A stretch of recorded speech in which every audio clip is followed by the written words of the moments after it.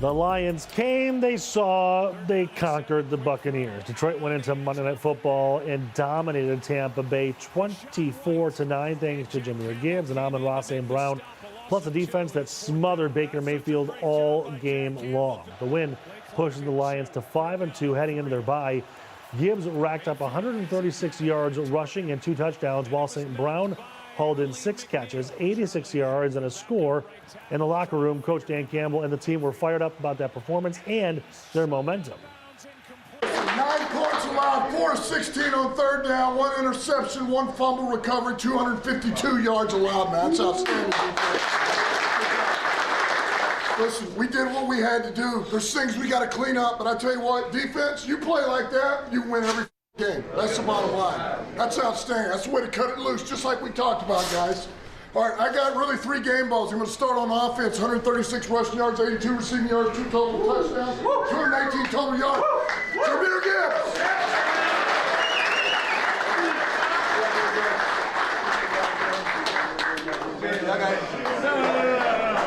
All right, on defense, 8 total tackles, 1 sack, 1 quarterback hit, 2 TFLs, 1 pass defense, Jack Campbell.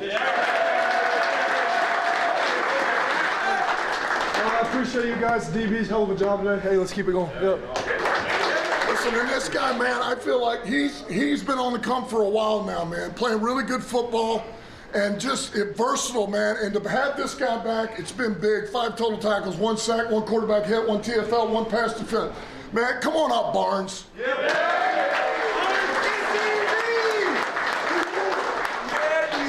It feels so good to be back, man. Bro, that was a long recovery for me, bro. To be back means a lot to me, man. I gotta, man, this really go to Shep, man. He didn't put us defense in a great position, bro. We gotta make plays, bro. I gotta give this to my defensive coordinator, man. Break it down, let's go. Go to the line, let's come back hungry. 1 on 3, 1, 2, 3. Win. Now, even after a comfortable win, Jared Goff isn't satisfied. He said the offense still has a lot to clean up, calling the victory an ugly win. I was really disappointed in how we handled a lot of those turnovers in plus territory. We should have blown that game open, really, and we didn't. We let them hang around, and our defense kept standing up for us, and that was great. But there's some of those moments and situations that we need to get better at. We have to, and we will. I'm not worried about that. We got the right group and the right guys that know what needs to be done. But yeah, some urgency in some of those spaces that need to improve. I think our bar is so high. We've got such good players. We've got such a good O-line. I like to think I do a pretty good job. We've got such great skill players. We expect more of ourselves when our defense is playing that well. And I say that, like, of course we're happy with the win, but getting the ball in plus territory that many times, we need to get points out of it, and we weren't good enough in that section today. Win is still a win, though, Derek. Yeah, you take it. Yeah. Derek Hutchinson, lead editor over at Detroit, or click on Detroit.com. He's also the executive producer and co-host of our sports talk show, Detroit Sports Plus. Speaking of the show, what I found interesting is that all the guys on the panel thought this would be a much closer game and a much higher scoring game.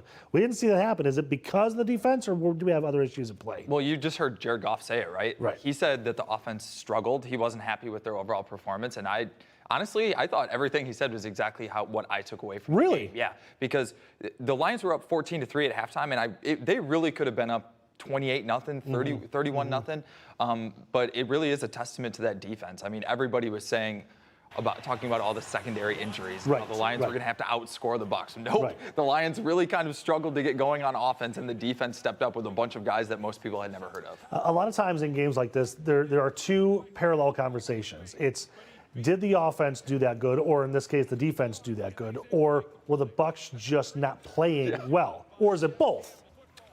I don't think Baker Mayfield had his best game, but I think a lot of the reason for that is that the Lions caught him off guard with the way that they played him.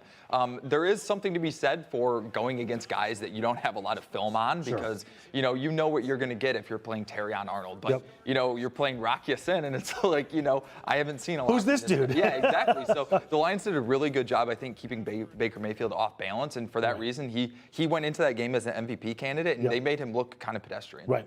Another good conversation there is that when you bring in the secondary like that, and you have a performance like you do, does that mean you start to bring some of those guys up more throughout the rest of the season? Yeah, well, the Lions definitely feel better about their depth in the secondary now, right? Like when you start getting these guys back, a DJ Reed or Terrion, and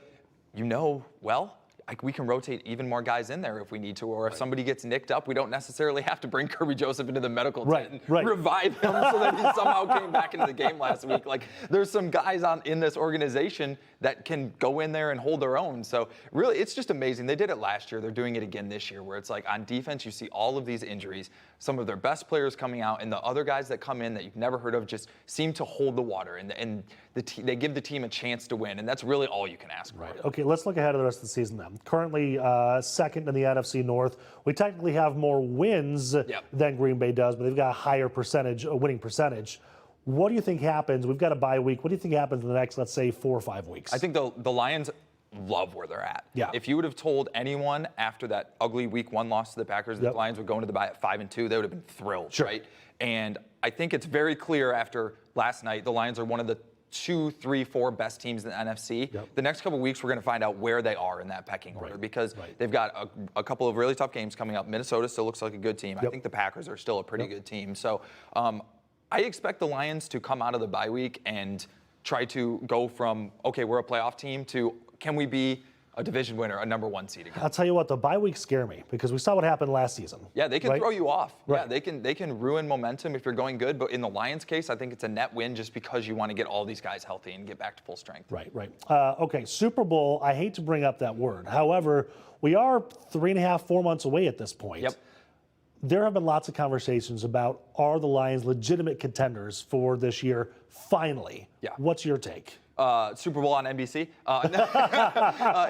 Here on Local 4? Yeah, the Lions are Super Bowl contenders, absolutely. It feels to me like the Lions are just as good as last year, maybe a little bit more well-rounded, and I don't think that there is a super team in the NFC. So last year, it really felt like the Eagles were kind of like tit for tat with the Lions. Like, it felt like they were on a collision course. To me, it doesn't seem like the Eagles are that team again this year, at least not yet. The Packers aren't as good as I initially thought. So the Lions are sort of starting to just consistently rise to the top, in my mind, in the NFC. If your crystal ball was working, firing on all cylinders, Lions-Chiefs Super Bowl? It really feels like Lions-Chiefs, although at some point we do have to give the Colts some credit too. So like the Lions, Chiefs, Colts, I would still put the Packers up there, and probably Eagles maybe is half step below. That's sort of the team, the top of the NFL to me. I'll tell you what, the Colts highlights that I enjoy watching the most, their mascot Blue. I can spend hours just watching the stuff that he's doing. 6-1 team, doesn't matter. Give me my boy Blue. All right, Terry, thank you so much, man. I appreciate you.